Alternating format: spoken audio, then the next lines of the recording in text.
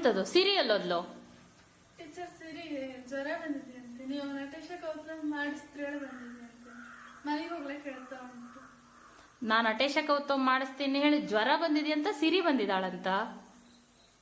ನೀವು ನಟೇಶ ಕೌತಮ್ ಮಾಡಿಸ್ತೀರ ಸಿರಿ ಬಂದಿದೆ. ಶಾಲೆಗೆ ಬರ್ಲಿಲ್ವ ಇವತ್ತವಳು? ಇಲ್ಲ. ಸರಿ, ಅಡ್ಡಿಲ್ಲ ಹೇಳಿ ಹೋಗಿ.